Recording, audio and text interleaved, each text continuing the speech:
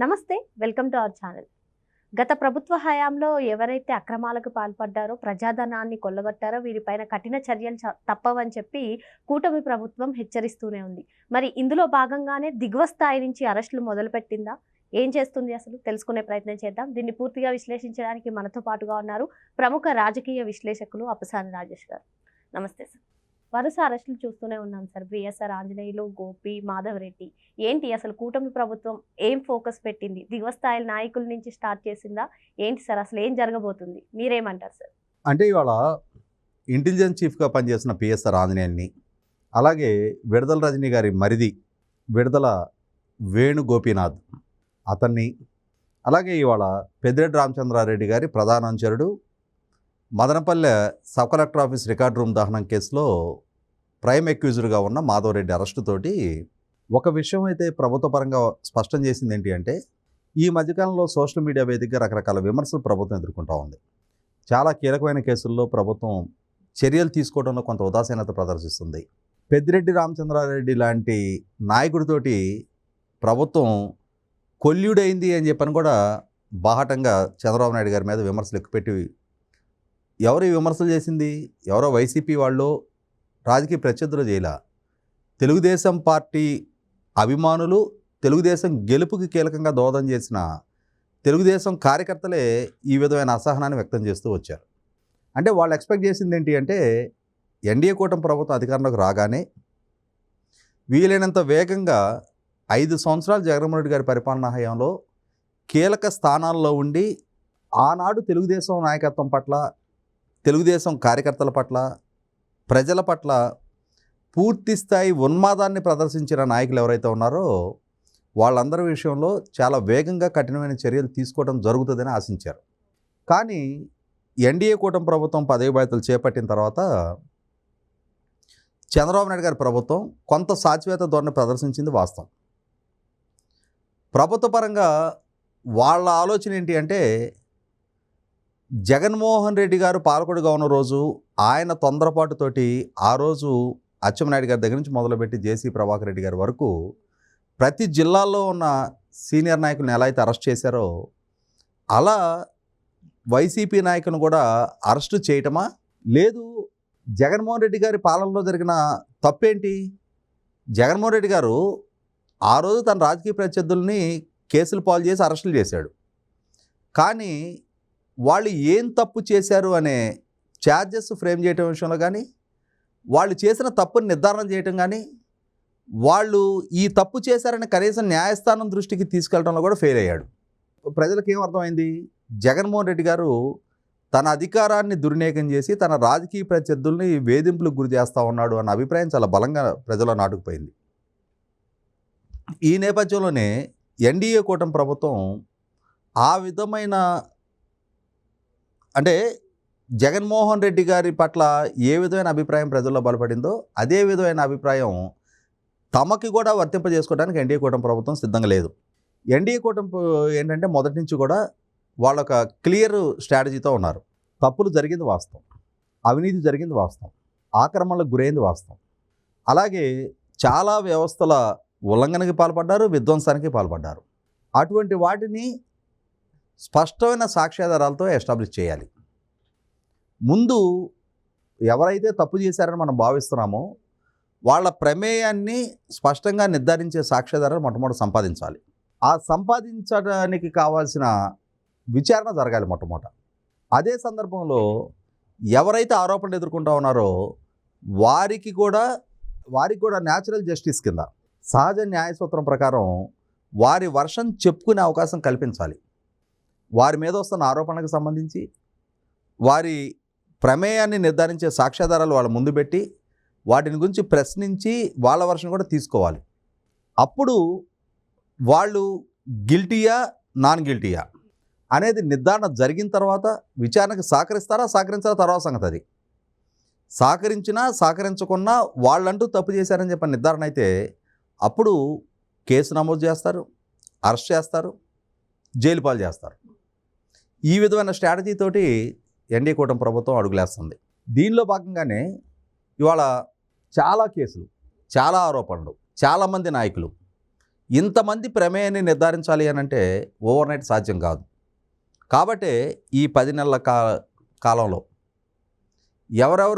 ఎవరెవరు ఏ అంశంలో ఏ తప్పు చేశారు, ఏ అవినీతికి పాల్పడ్డారు, వాళ్ళకి సహకరించిన అధికారులు ఎవరు, అలాగే ప్రజల భావ ప్రకటన స్వేచ్ఛను అణిచివేయటానికి ఎవరు పూనుకున్నారు, రాజకీయ పార్టీలు స్వేచ్ఛాయుత వాతావరణం రాజకీయ కార్యకలాపాలు కూడా నిర్వహించుకోనికుండా ఎవరు కట్టడి చేశారు, ఒక రకంగా ప్రజల భావ ప్రకటన స్వేచ్ఛని అణిచివేశారు, ఎవరెవరు ఏ విధంగా వ్యవహరించారు, ఎవరు ఆదేశాలతో ఎవరు వ్యవహరించారు, వీటినన్నిటి గురించి స్పష్టమైన సాక్ష్యాధారాలు సేకరిస్తూ వచ్చారు. అందులో భాగంగానే జగన్మోహన్ రెడ్డి గారి ప్రభుత్వ హయాంలో జరిగిన కాదంబరి జత్వానీ అనే ఒక ముంబై యాక్ట్రెస్, డాక్టర్ కాదంబరి జత్వానీ, ఉన్నత విద్యావంతురాలు, అలాగే వారి కుటుంబ నేపథ్యం కూడా వారి తండ్రి ఎక్స్ నేవీ అధికారి, వారి తల్లి రిటైర్డ్ రిజర్వ్ బ్యాంక్ ఎంప్లాయీ, ఒక గౌరవ మర్యాదలతో బతుకుతా ఉన్న కుటుంబం.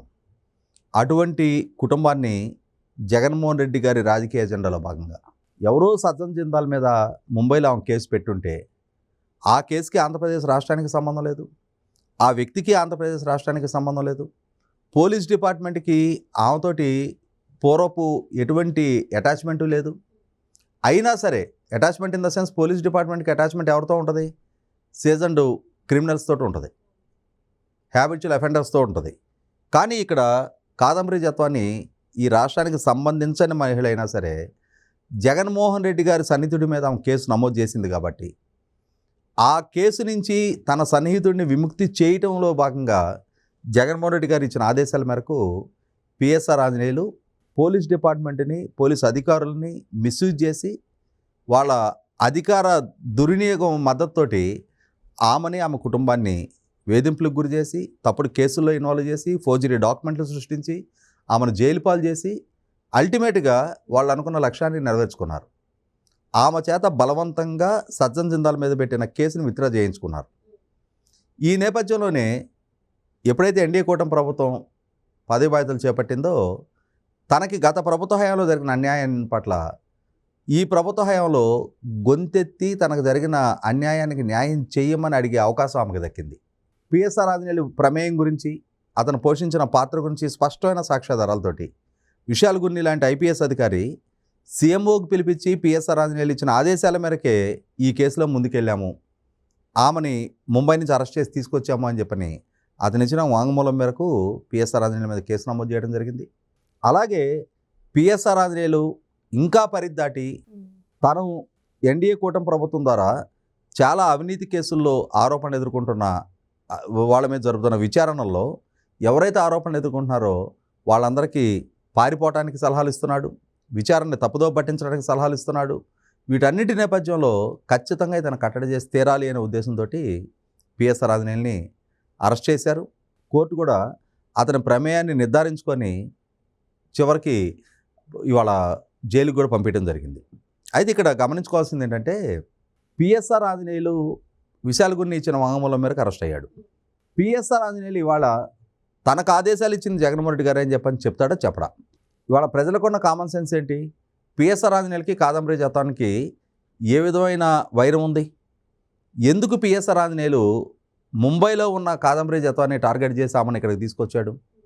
సజ్జన్ జిందాల్ మీద ఆమె కేసు నమోదు చేస్తుంటే పిఎస్ఆర్ ఆంజనేయులకు వచ్చిన హెడేక్ ఏంటి, ఆబ్లిగేషన్ ఏంటి? అంటే ఇక్కడ పిఎస్ఆర్ ఆంజనేయులకి ఎటువంటి సంబంధ బాంధవ్యాలు లేవు. కానీ జగన్మోహన్ రెడ్డి గారికి సజ్జన్ జిందాల్తో ఉన్న యాక్సెస్ దృష్ట్యా డిసెంబర్ 2వ వారంలో కాదంబరి జత్వానీ సజ్జన్ జిందాల్ మీద ముంబైలో కేసు నమోదు చేస్తే డిసెంబర్ 4వ వారంలో సజ్జన్ జిందాల్ వచ్చి జగన్మోహన్ రెడ్డి గారిని కలిస్తే ఆ తర్వాత సీఎంఓకి పిలిపించి పిఎస్ఆర్ ఆంజనేయులు తన సహచర, తన సబార్డినేటు ఐపీఎస్ అధికారులు కాంతిలాల్ రాణా టాటా అలాగే విశాల్ గున్నిని ఆదేశించి ఈ కేసులో కాదంబరి జత్వానీని వేధింపులకు గురి చేశాడు అని చెప్పి నిర్ధారణ అయింది. అంటే ఇక్కడ 100% జగన్మోహన్ రెడ్డి గారి ఆదేశాలని పాటించే పిఎస్ఆర్ ఆంజనేయులు ఈ అకృత్యాలకు పాల్పడ్డాడు, ఈ విధమైన హక్కుల హరణకి పాల్పడ్డాడు, ఒక కుటుంబాన్ని అన్యాయంగా కేసులు పాలు చేసి జైలు పాలు చేసి అవమానాలకు గురి చేశాడు అని చెప్పని నిర్ధారణ అవుతూ ఉంది. మరి ఇప్పుడు పిఎస్ఆర్ ఆంజనేయులు జగన్మోహన్ రెడ్డి గారి ప్రమేయాన్ని నిర్ధారించే స్టేట్మెంట్ ఇస్తాడా ఇవ్వడా? అలా ఇస్తే జగన్మోహన్ రెడ్డి గారిని కూడా కేసులో అక్యూజ్డ్గా చేర్చే తీరాలి. లేదు పోలీస్ డిపార్ట్మెంట్ అయినా సరే వాళ్ళ సిట్టు విజయవాడ కమిషనర్ గారి ఆధ్వర్యంలో సిట్టు విచారణ చేస్తుంది. ఆ సిట్ అయినా సరే సూమోటోగా అయినా సరే జగన్మోహన్ రెడ్డి గారి మీద కూడా కేసు నమోదు చేస్తే రాసిన అవసరం ఉంది.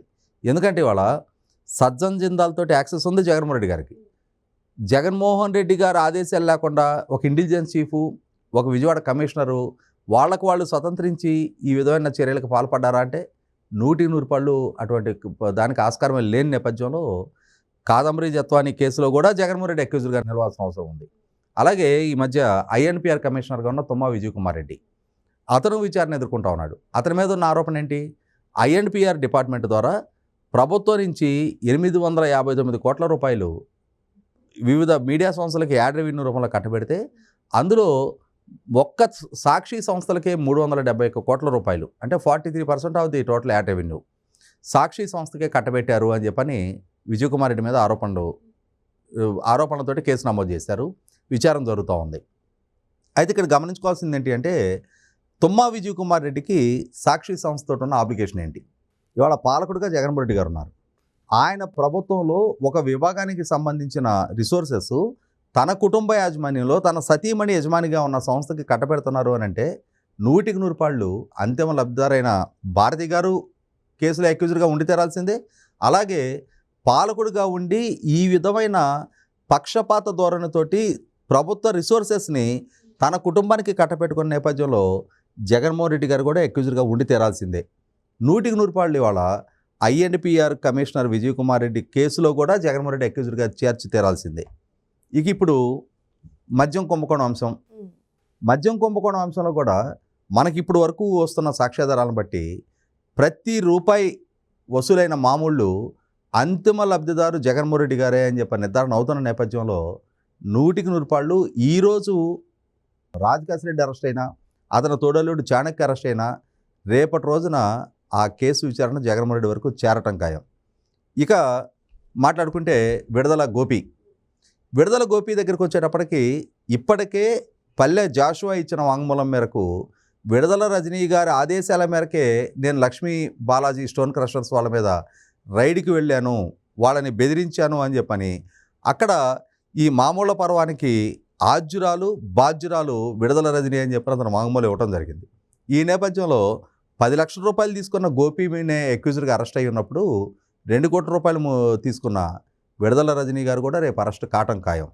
అలాగే ఇప్పుడు Madanapalle sub collector office record room దహనం కేసు మాధవ్ రెడ్డి అరెస్ట్ అయ్యి ఉన్నాడు. వాస్తవంగా అక్కడ స్థానిక ప్రజాప్రతినిధులుగా ఉండి తంబళపల్లి నుంచి ద్వారకానాథ్ రెడ్డి, పొంగనూరు నుంచి పెద్దిరెడ్డి రామచంద్రారెడ్డి, అలాగే రాజంపేట ఎంపీగా మిథున్ రెడ్డి, తండ్రి కొడుకు చిన్నాన్న, ఈ ముగ్గురి ఆధ్వర్యంలో తమ ప్రభుత్వ హయాంలో వేలాది ఎకరాల అన్యాక్రాంతం జరిగాయి, ఎన్నో రికార్డులు ట్యాంపర్ జరిగాయని చెప్పిన ఆరోపణలు వచ్చిన నేపథ్యంలోనే ఎన్డీఏ కూటమి ప్రభుత్వం అధికారంలోకి రాగానే ఆ రికార్డు రూమ్ దహనం చేయడం జరిగింది.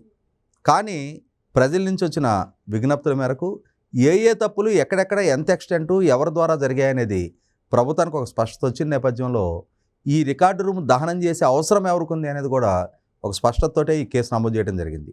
ఈరోజు మాధవ్ రెడ్డి అరెస్ట్ అయిన నేపథ్యంలో మనకు అందుతున్న సమాచారం మేరకు అతనిని విచారించిన విచారణాధికారులకే తన ద్వారా ఎవరెవరికి ఏ స్థాయి ప్రయోజనాలు దక్కాయి అని చెప్పిన మాధవ్ రెడ్డి ఇప్పటికే కన్ఫెస్ అయినట్టుగా వార్తలు వస్తూ ఉన్నాయి.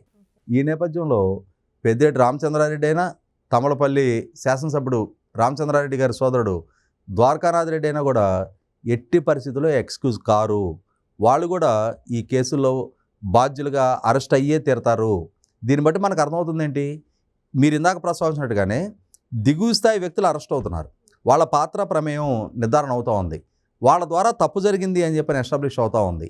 ఆ తప్పు వీళ్ళ దగ్గర నమోదయ్యే వాంగ్మూలంలోనే ఎవరి ఆదేశాలతో వాళ్ళు ఆ తప్పు చేశారనేది ఒక స్పష్టత వస్తున్న నేపథ్యంలో 100% రేపటి రోజున ఇప్పటి వరకు మనం మాట్లాడుకున్న జగన్మోహన్ రెడ్డి గారి దగ్గర నుంచి ఆయన క్యాబినెట్ సహచరుల వరకు ఎవరెవరు ఏ తప్పుల్లో భాగస్వాములు అయ్యారో ఆయా తప్పులకు సంబంధించి అందరూ కూడా అక్యూజ్డ్గా కేసులో నమోదు కావటం ఖాయం, అరెస్ట్ కావటం ఖాయం, జైలు పాలవటం కూడా ఖాయమే. మరో అంశంతో మళ్ళీ కలుద్దాం. Thank you sir.